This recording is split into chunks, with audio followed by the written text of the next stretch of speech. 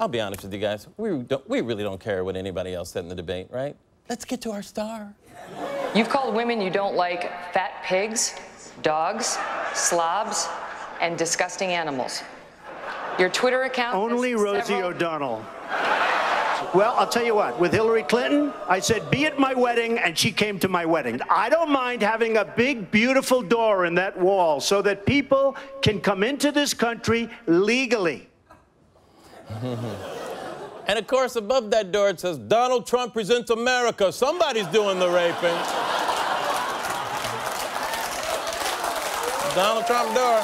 Now, 24 million people tuned into this debate, and let's be honest, most people tuned in to see Donald Trump be all Trumpy, right? I mean, it's like God bestowed us with this most fantastic troll to fill the dog days of summer with glorious entertainment.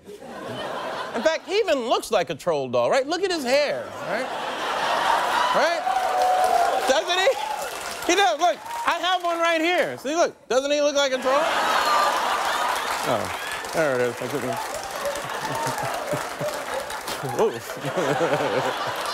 I'm the most entertaining, most lovable troll ever. Okay, all right. And like the rest of us, the media didn't pay attention to anything else in the debate besides Trump. And one of the biggest issues they focused on was Trump's anger at what he perceived as being treated unfairly by none other than Fox's Megyn Kelly. You once told a contestant on Celebrity Apprentice it would be a pretty picture to see her on her knees. Does that sound to you like the temperament of a man we should elect as president? I think the big problem this country has is being politically correct. And honestly, Megyn, if you don't like it, I'm sorry. I've been very nice to you, although I could probably maybe not be based on the way you have treated me, but I wouldn't do that. So his response to being accused of treating women poorly on television is a thinly veiled threat to a woman on television? In front of 24 million people, Larry. Okay, I know. It was a lot of people. I get it. Now, of course, he talked to Don Lemon the next day and pretty much ripped the veil right off. You could see there was blood coming out of her eyes, blood coming out of her wherever. Her wherever? Whatever could you be talking about? Are you trying to insinuate that Megyn Kelly's Aunt Flo was in town? Huh? That's why she was being so mean to you? So here was Trump's explanation. I said, Aunt Flo was going for wherever, because I wanted to finish the sentence, because I went on to something, I wanted to get off of the whole thing and get back onto the subject of jobs or whatever. I was going to say nose and or ears, because that's a very common statement. Blood pouring out of somebody's nose. Wow. I mean, even Dick Cheney would classify that explanation as tortured. I mean, since when has she had blood coming out of her eyes, nose, and ears a common expression? I've been watching Wheel of Fortune for 30 years, and I've never seen that. Never. I've never seen that, okay? I also don't buy Trump saying he was in a rush to get the conversation onto jobs, and that's why he said wherever. How is saying wherever faster than saying nose? Wherever is twice as long as nose. More than double if you throw in the extra E, like I always do.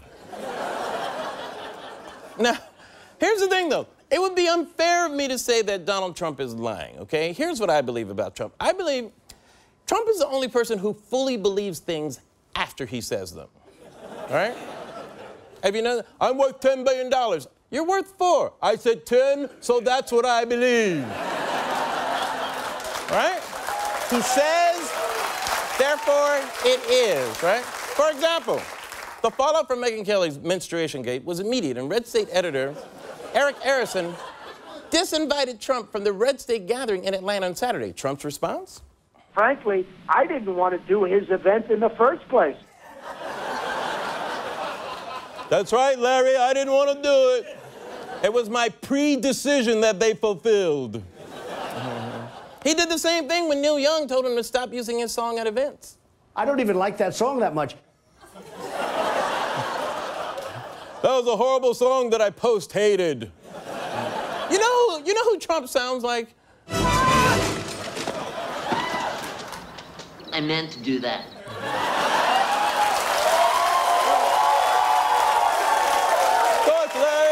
It only makes sense. This is unbelievable. And the craziest part of it is, with all this nonsense, you would think Trump would be slipping in the polls, but no. Despite all the controversy and headlines, a new poll finds Donald Trump is still on top with Republican voters.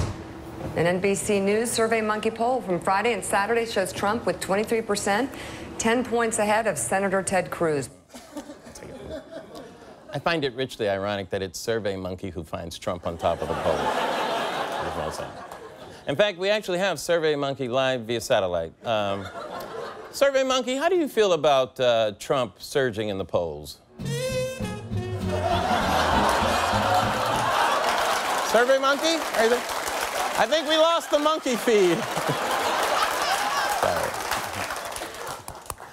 So let me just sum up what we've gone through in the last month and a half, if I may. Okay, so far, Trump has called Mexicans rapists.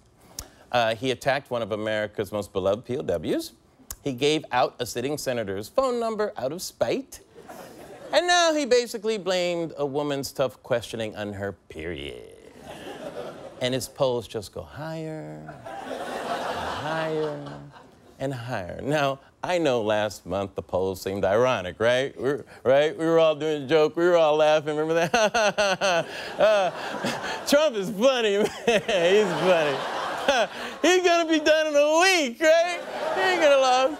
Okay, America, I'm talking to you directly. Stop it.